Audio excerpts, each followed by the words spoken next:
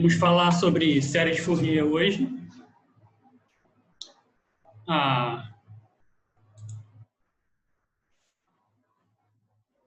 Relembrando aqui a definição de função periódica, uma função ela é periódica de período t se a cada intervalo de tamanho t a função se repete.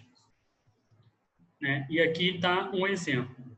Temos aqui uma função periódica. Se pegar a função f de tzinho mais t grande, vai dar a mesma imagem. Para todo tzinho. Então, isso aqui é uma função periódica, só para relembrar.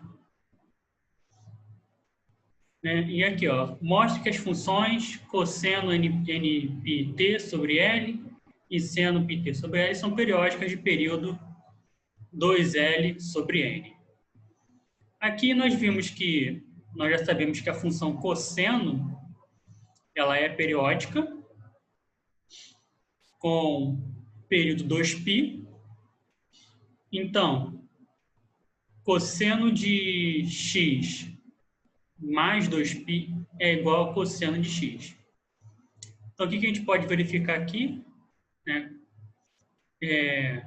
Cosseno de alfa t mais 2π sobre alfa é igual a cosseno de alfa t mais 2π, que é igual a cosseno de alfa t. O mesmo para seno.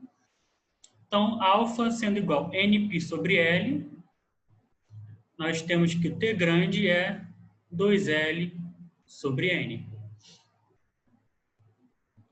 Então, nós podemos ver aqui que elas são funções periódicas. Qualquer combinação linear de funções periódicas compartilha o período t, ainda é periódica. Claro, é linear, né? Se eu tenho um f como sendo... Se eu tenho g e h periódicas, de período t grande, então ela satisfaz a igualdade de função periódica para g e para h. Se eu multiplicar uma função periódica por uma constante, ela continua sendo periódica. E se elas têm o mesmo período, então a soma também vai ser igual na questão do período, né? Então, se f é igual a ag mais bh, nós podemos ver aqui nessa igualdade, né, substituindo cada uma delas individualmente.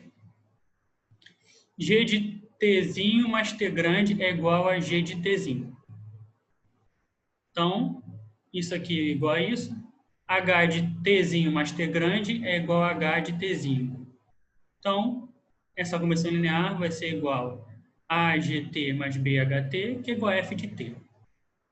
Então, quando eu somo funções periódicas de mesmo período, elas continuam sendo periódicas. Então, exemplo 3 aqui, ó, mostra que qualquer combinação linear de funções do exemplo 1 é periódica de período 2L. Vamos olhar o exemplo 1.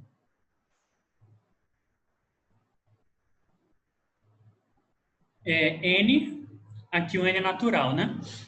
Então tá, se o N for 1, 2, 3, 4, então, certamente, ela vai continuar sendo de 2L. Vamos olhar aqui, ó.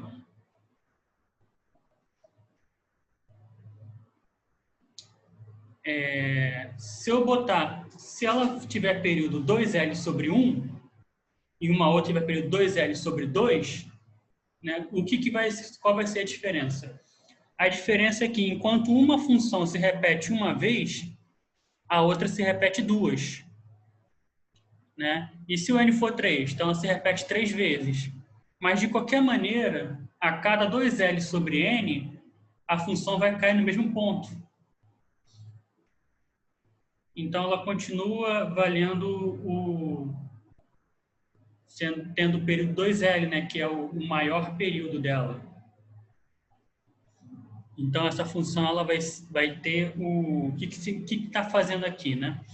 Você está pegando o período maior e fazendo ele como a base. Os demais vão se repetir mais vezes, mas se uma função tem período t, ela também tem período 2t, né? Afinal, ela se repetiu uma vez, se repetiu duas, se repetiu três. Então, o que conta aí vai ser o maior período, quando estou somando as funções. Agora, vamos olhar o produto interno de funções. O produto interno, ele tem as propriedades do Rn, que nós podemos usar também no espaço de funções. Então, se eu tenho aqui um espaço de funções no intervalo AB, né, o produto interno entre f e g é a integral de a até b de f vezes g. Isso tem as mesmas propriedades que o produto interno tem no Rn, né, no R2, no R3, que são o seguinte. Primeiro, o produto interno entre um vetor u e um vetor v é igual ao produto interno entre um vetor v e um vetor u, ou seja, comutatividade. Isso aqui também vale nesse aqui, né? A integral de f vezes g é igual a integral de g vezes f. A integral de f com f é maior ou igual a zero. Ou seja, a integral de f ao quadrado. É uma função positiva, então f ao quadrado é positiva, então a integral de f vai ser positiva também, sendo nula somente se f for identicamente nula. É associativo, se multiplicar por escalar, o produto interno é multiplicado por escalar também. Né? Então, nós temos aqui um comportamento bem parecido com o produto interno de vetores do Rn. Né? E aí, como é que eu sei se dois vetores são ortogonais? Se o produto interno entre eles é zero. Aqui é a mesma coisa, vamos dizer que duas funções são ortogonais se o produto interno entre elas é zero. Lembrando aqui que o produto interno é a integral de a até b de f vezes g. Então, as funções seno e cosseno são ortogonais? Vamos avaliar aqui. Ó. Se f0 é igual a 1 e fm é igual a cosseno de mπt sobre L. Gn é seno de nπt sobre L. Nm naturais. Então, vamos verificar que elas são ortogonais. Basta fazer a integral. Né? Você vai ver que elas de fato são zero. Se eu pegar qualquer combinação entre duas delas, a integral vai ser zero. E como nós vimos ali, né, o maior período é 2L,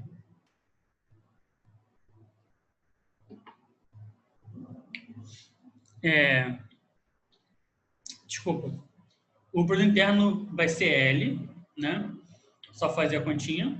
É bem simples de fazer essa integral, a integral de seno vezes seno, ou seno vezes cosseno, ou cosseno vezes seno.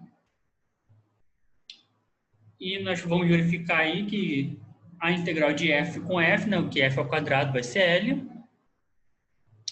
e g com g, né, gn ao quadrado vai ser L. A integral de gn ao quadrado e de fm ao quadrado vão dar L. Só quando f0 vezes f0, que vale 1, né, a integral seria 2L, que é exatamente o tamanho do intervalo.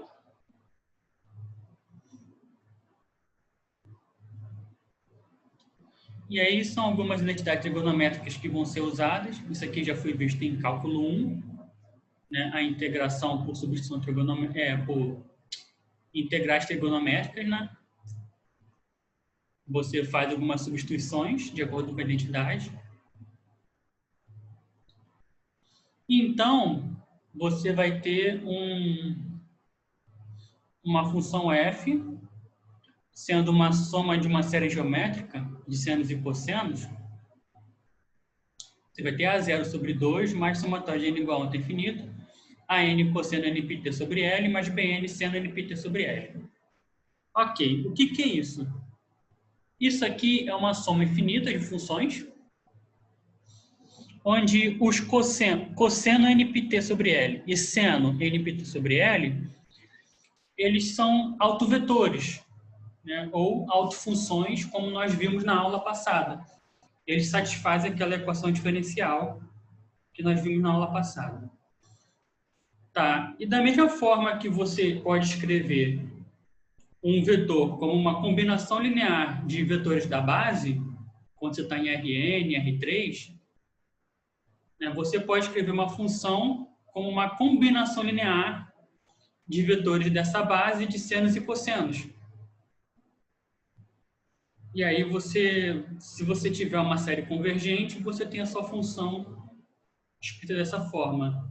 A série de Taylor, ela é também uma combinação linear de vetores da base, onde a base são os monômios, né, x elevado a n. E a série de Taylor converge, se ela for convergente, você tem uma função que é uma combinação linear desses vetores, onde os vetores são os monômios, né, x elevado a n. Então, a diferença é que, em vez de ter polinômios aqui, né, ou combinação linear de monômios, nós vamos ter senos e cossenos. Porque eles são autofunções das equações diferenciais de interesse que nós vamos estudar, que nós vimos na aula passada.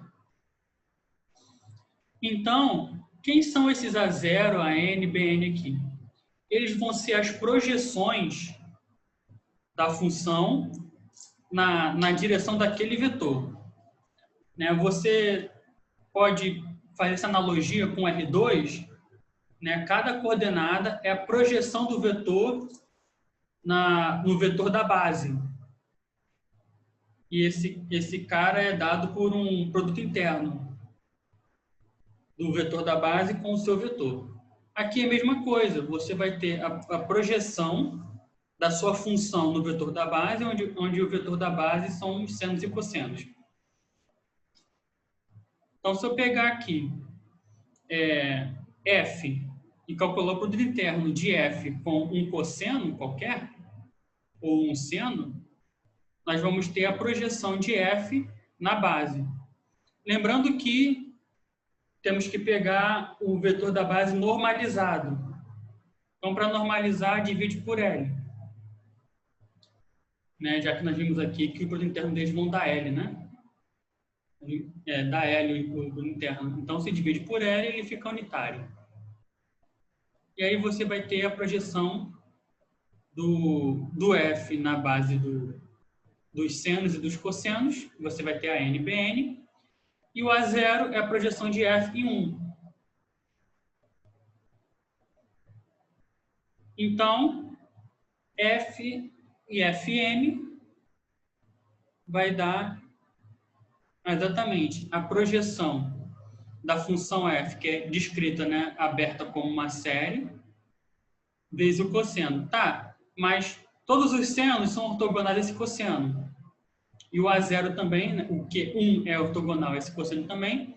O único que não vai ser ortogonal é o cosseno MPT sobre L. Ou seja, esse produto interno vai dar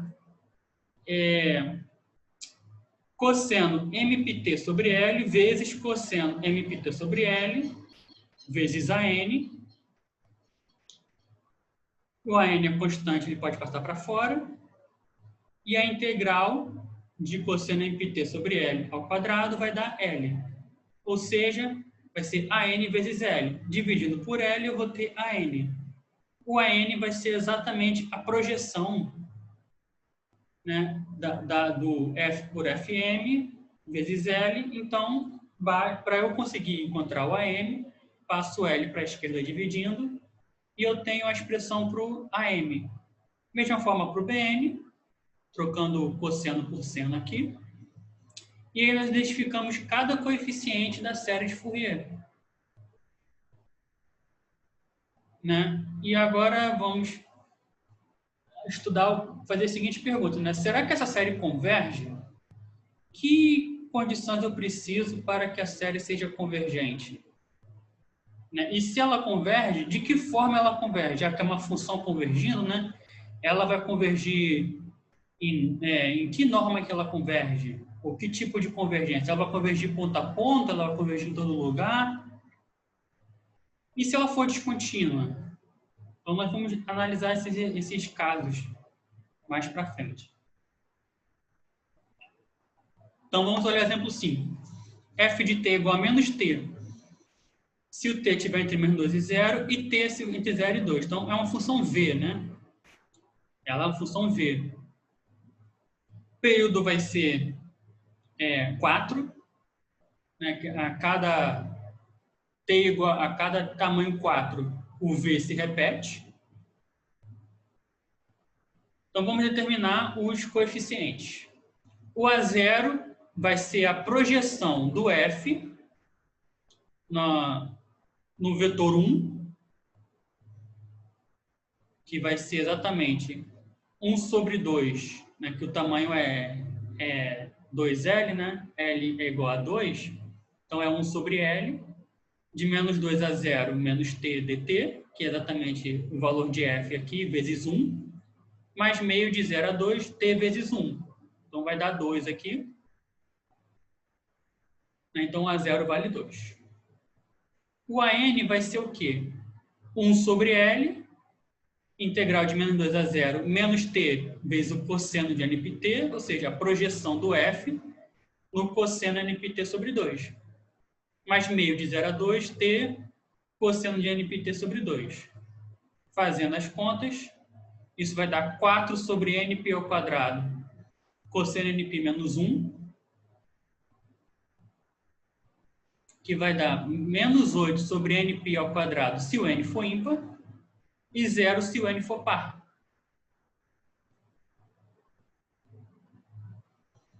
Né? No caso aqui, se o n for ímpar, cosseno de np vai dar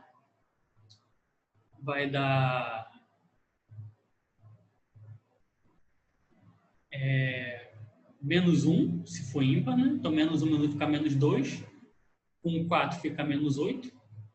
Se for par, vai dar 1, então menos 1, 0. Então temos aqui a projeção no espaço dos cossenos. Né? De forma análoga, você vê que o bn é igual a 0 para todo n. Né? Você calcula a integral substituindo o cosseno por seno, vai dar 0 para todo n. Então, a nossa série de Fourier do f de t vai ser 1, que é o A0, mais AN cosseno npt sobre L, né? L igual a 2 aqui. Quando o n for ímpar, né? Então tem 1, 3, 5, assim por diante. Já substituindo aqui, ó, 8 sobre np ao quadrado nas constantes aqui fora. Π ao quadrado está em evidência, então vai ficar 1, 1 sobre 3 ao quadrado, 1 sobre 5 ao quadrado, e assim por diante. E a série vai ficar nesse formato. Ela converge? Converge, né? Porque cosseno vale no máximo 1. E aqui eu tenho n ao quadrado. 1 sobre n ao quadrado é uma série convergente. Né? E aí ela converge absolutamente. Então, nós temos que essa série converge, eu consigo escrever essa função v como uma soma de termos da base cosseno e seno.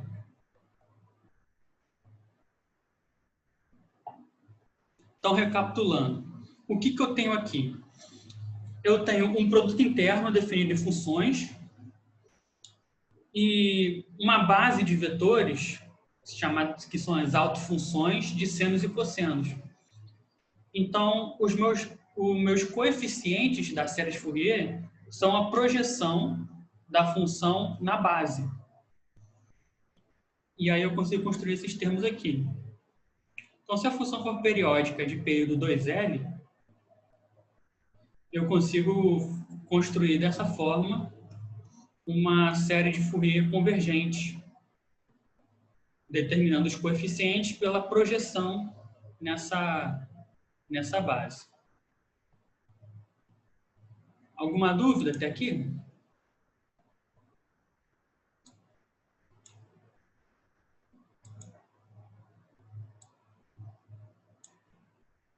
Quer perguntar alguma coisa?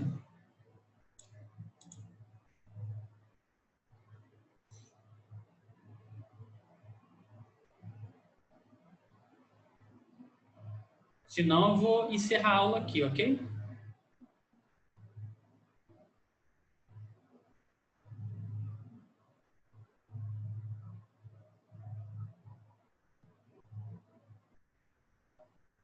Então, ok, então. Até a próxima.